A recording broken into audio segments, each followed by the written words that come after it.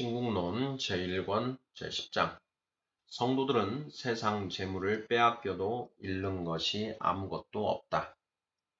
이런 문제들에 적절한 주의를 기울이고 충분히 생각한 이후에 우리가 알거니와 하나님을 사랑하는 자, 곧 그 뜻대로 부르심을 입은 자들에게는 모든 것이 합력하여 선을 이루느니라는 사도의 말씀이 전혀 무의미하다고 생각하지 않는다면 믿고 경건한 사람들에게 유익이 되지 않는 어떤 재앙이 발생했는지 살펴보라. 로마서 8장 28절. 그들은 자기들이 소유한 모든 것을 잃었다. 그때 그들은 믿음도 아울러 잃어버렸는가? 혹은 헌신마저 잃어버렸는가? 혹은 하나님 앞에서 값진 내적 인격의 소유물을 잃어버렸는가? 그들이 이런 것들을 잃어버렸는가? 이런 재물을 소유한 그리스도인들에게 그 역시 부요한 사도가 이렇게 말했다. 그러나 자족하는 마음이 있으면 경건이 큰 이익이 되느니라. 우리가 세상에 아무것도 가지고 온 것이 없음에 또한 아무것도 가지고 가지 못하리니 우리가 먹을 것과 입을 것이 있은즉 족한 줄로 알 것이니라. 부하려 하는 자들은 시험과 올무와 여러 가지 어리석고 해로운 정욕에 떨어지나니 곧 사람으로 침륜과 멸망에 빠지게 하는 것이라. 돈을 사랑함이 일만하게 뿌리가 되나니 이것을 사모하는 자들이 미혹을 받아 믿음에서 떠나 많은 근심으로써 자기를 찔렀도다. 디모데전서 6장 6절에서 10절 말씀. 그렇다면 로마가 당한 재앙 중에 세상적인 재물을 잃었던 사람들이 겉으로는 가난하지만 내면적으로는 강한 그 사도에 의하여 서술된 대로 영혼 속에서 재물을 소유하였다면, 즉 만약 그들이 세상 물건을 쓰지만 다 쓰지 못하는 자 같았다면, 고린도전서 7장 31절, 그들은 심한 시련을 당했지만 결코 정복당하지 않은 욥처럼 이렇게 말할 수 있을 것이다. 가로되 내가 모태에서 적신이 나와 싸운즉 또한 적신이 그리로 돌아가올지라. 주신 자도 여호와시요 취하신 자도 여호와시니 여호와의 이름이 찬송을 받으실지니이다. 욥기 1장 21절. 욥은 착한 종처럼 주님의 뜻을 자신의 큰 재산으로 삼으며 그의 순종함으로써 자신의 영혼이 살찐다고 생각했다. 또한 그는 잠시 후 죽을 때 뒤에 남겨놓아야 하는 재물을 살아있는 동안에 잃는다고 하여 슬픔에 잠기지도 않았다. 그러나 세상적인 재물을 비록 그리스도보다 우선시키지는 않지만 어느 정도 탐욕스러운 마음을 가지고 거기에 집착하는 보다 연약한 인물들은 그것을 잃을 때에 자기들이 그것을 사랑함으로써 얼마나 큰 죄악을 저질렀는지 깨닫는다. 그들은 내가 이미 인용한 사도의 말씀대로 많은 근심으로써 자기를 찔렀으며 상당한 고통을 겪었다. 디모데전서 6장 10절. 그런 사람들은 아주 오랫동안 말로써 배우기를 거절했으므로 경험을 통하여 보충 교육을 받아야 했다. 왜냐하면 사도가 부하려 하는 자들은 시험에 빠지나니라고 말했을 때 디모데전서 6장 9절, 그가 재물에 대해 비난한 것은 재물을 향한 욕망이지 재물이 제공하는 기회는 아니기 때문이다. 이 점은 다음 구절에 나오는 그의 명령을 보면 분명하게 드러난다. 네가 이 세대의 부한 자들을 명하여 마음을 높이지 말고 정함이 없는 재물에 소망을 두지 말고 오직 우리에게 모든 것을 후히 주사 누리게 하시는 하나님께 두며 선한 일을 행하고 선한 사업에 부하고 나눠주기를 좋아하며 동정하는 자가 되게 하라.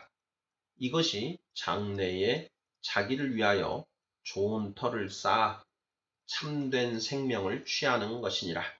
디모데전서 6장 17절 이하. 자신의 재물을 가지고 이런 일을 행한 사람들은 가벼운 손실에 대한 보상으로 큰 이익을 얻은 셈이다. 그들이 기꺼이 줌으로써 자신에게 좀 더 확실하게 확보한 것에 대한 기쁨은 근심하며 이기적으로 축적함으로써 완전히 잃어버린 재물에 대한 슬픔을 능가하는 것이었다. 이 세상에서 재물을 내놓기를 주저하는 사람은 그만큼 그것을 잃어버릴 위험이 크다고 할 수 있다. 그러므로 우리 주님께서는 너희를 위하여 보물을 땅에 쌓아두지 말라. 거기는 좀과 동록이 해하며 도적이 구멍을 뚫고 도적질하느니라. 오직 너희를 위하여 보물을 하늘에 쌓아두라. 거기는 좀이나 동록이 해하지 못하며 도적이 구멍을 뚫지도 못하고 도적질도 못하느니라. 내 보물 있는 그곳에는 내 마음도 있느니라고 말씀하신다. 마태복음 6장 19절 이하. 이 말씀에 순종한 사람들은 고난의 시기에 최상의 조언자요 가장 신실하며 꺾을 수 없는 재물의 관리자 되신 분의 말씀을 소홀히 하지 않음으로써 자기들이 얼마나 지혜로운지 입증해 보였다. 왜냐하면 자기들의 재물을 운 좋게도 적군이 접근할 수 없는 장소에다가 두었던 사람들이 기뻐했다면 하나님의 경고대로 적군이 도저히 들어올 수 없는 장소에 재물을 옮겨놓은 사람들은 훨씬 더 확실한 신뢰감을 가지고 기뻐할 수 있었기 때문이다. 그러므로 우리의 친구이자 놀라의 주교인 파울리누스는 자발적으로 엄청난 재물을 포기한 뒤에 거룩함에 있어서는 크게 부유하였지만 재물로는 극도로 가난하게 되었다. 내가 나중에 파울리누스에게서 들은 바에 따르면 야만인들이 놀라를 유린하고 그가 포로로 잡혔을 때 그는 조용히 이렇게 기도하곤 했다. 오 주님, 당신은 저의 모든 재물이 어디에 있는지 아심으로 제가 금은 때문에 괴롭힘 당하지 않도록 해 주십시오. 왜냐하면 그는 세상에 일어나게 될 그 모든 고통을 예견하신 분이 소유물을 쌓아 보관하라고 말씀하신 곳에다가 그 모든 것을 보관했기 때문이었다.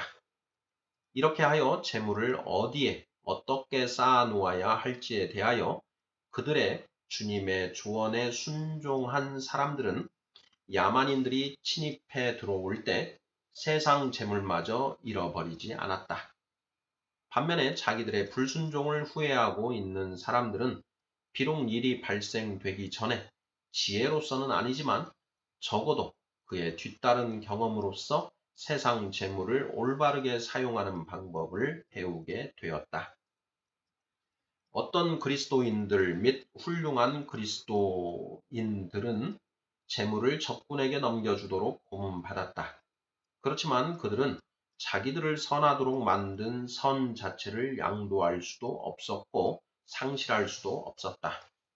만약 그들이 불의의 재물을 포기하지 않기 위하여 고문받고자 선택하였다면 선하다고 할 수 없었을 것이다. 금을 위하여 그렇게도 많은 고생을 한 사람들은 금과 은을 사랑하는 대신에 자기를 위하여 고통당하는 자들에게 영원한 지복으로 부요하게 하실 분을 사랑하는 것을 배울 수 있도록 그리스도를 위하여 얼마만큼 인내해야 하는지 환기되어야 했다. 거짓말을 함으로써 재물을 숨길 수 있었든지 진실을 털어놓아 그것을 포기해야 했든지 부를 위하여 고생하는 것은 비참한 일이었다. 왜냐하면 어느 누구도 고문을 받을 때 그리스도를 고백한다고 하여 그를 잃지는 않았지만 금의 경우에는 그 소유 사실을 부인하지 않고는 아무도 보존할 수 없었기 때문이다. 그렇기 때문에 고문을 통하여 우리가 얻게 되는 교훈은 썩지 않는 선만이 진정으로 사랑받을 수 있다는 사실이라고 말할 수 있다. 그러므로 아무런 유용한 열매도 없이 염려하는 소유자에게 불안과 고통을 안겨다 주는 그런 재물보다는 자기들이 상실할 수 없는 재물에다가 애정을 쏟아야 한다고 가르쳐준 고문이 더 유용했을 것이다. 그렇지만 우리는 어떤 사람들이 포기할 아무것도 소유하지 않았지만 적군이 그들의 말을 믿지 않았기 때문에 고통당했음을 알고 있다. 그러나 그들은 경건한 태도를 통하여 자발적으로 가난했던 것이 아니라 아마도 어느 정도 재물을 갈망하고 있었다. 그런 사람들은 비록 재물을 향유하지는 않는다고 할지라도 그에 대한 욕망을 가지기만 하더라도 그런 쓰라린 고통을 받을 만하다는 사실을 알아야 했다. 나는 보다 나은 삶의 마음을 두었기 때문에 어떠한 금은도 쌓아두지 않았던 사람들 중에는 어느 누구도 재물이 있다고 의심받아 괴롭힘 당할 정도로 불운하지는 않았다고 확신한다. 그렇지만 심지어 이런 일이 발생했다고 할지라도 그런 사람은 질문을 받았을 때 경건한 빈곤을 자백하면서 그리스도를 고백했다.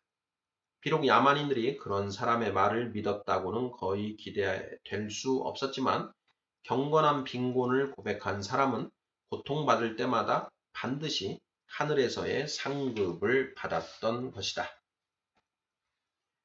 저들은 또한 많은 그리스도인들이 오랜 굶주림으로 인하여 비참하게 되었다고 말한다.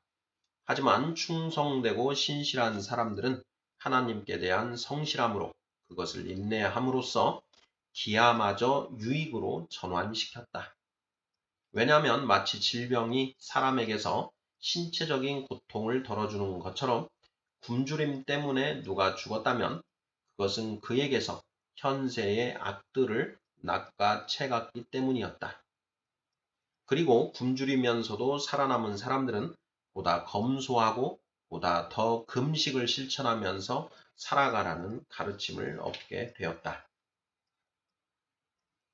제11장 보다 이르든지 보다 늦든지 인생의 종결에 관하여. 그러나 많은 그리스도인들도 살해당했고 온갖 종류의 끔찍한 질병으로 목숨을 잃었다라고 저들은 말할 것이다. 그러나 이 일이 비록 참아내기가 어렵기는 하지만 그것은 틀림없이 이 세상에서 살게 된 모든 이들이 공통적으로 당하는 일이다. 적어도 나는 죽음을 경험한 사람 중에 언젠가 죽지 않을 사람이 아무도 없었다고 확신한다. 그래서 인생의 종결은 긴 인생을 짧은 것과 같은 상태로 축소시킨 셈이다.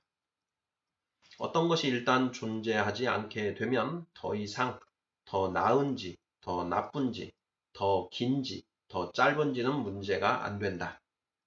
일단 죽음을 경험한 사람은 동일한 고통을 2번 겪도록 강요되지 않는데 그가 어떤 종류의 죽음으로 인생이 종결되든지 무슨 중요성이 있는가? 세상에 사는 모든 사람들은 매일의 삶 가운데 수많은 죽음에 의하여 그런 식으로 위협당하고 있으면서도 어떤 죽음이 자기에게 닥칠지 모르고 있다. 그러므로 살아가면서 온갖 종류의 죽음을 두려워하느니보다 한 번 고생하고 죽는 편이 더 낫지 않느냐는 물음이 제기된다. 나는 사람들이 한 번 죽음으로써 모든 죽음에 대한 공포로부터 해방되느니보다 그에 대한 두려움에 억눌려 사는 편을 당장 선택하리라는 사실을 모르는 바는 아니다. 그렇지만 약하고 겁이 많은 육신의 본능적인 위축 현상과 심사숙고하여 육체의 영향에서 벗어난 정신의 합리적인 확신 사이에는 큰 차이가 있다. 더 나은 삶이 기다리고 있다면 죽음은 재앙으로 간주될 수 없다. 왜냐하면 죽음을 좋지 않게 만드는 유일한 것은 죽음 이후에 받게 되는 응보이기 때문이다. 필연적으로 죽어야 하는 인간들은 어떤 사건으로 죽느냐에 대하여 지나치게 두려워해서는 안 된다. 그들이 염려해야 할 것은 죽음 이후에 다다를 목적지가 어디냐이다. 그리스도인들은 개가 헌대를 핥는 가난한 신앙인의 죽음이 자색옷과 고운 베옷을 입었으나 하나님을 모르는 부자의 죽음보다 훨씬 낫다는 사실을 알고 있다. 누가복음 16장 19절 이하. 그렇다면 지금까지 훌륭하게 살아온 사람들에게 이런 끔찍스런 죽음이 어떤 해를 미칠 수 있었겠는가?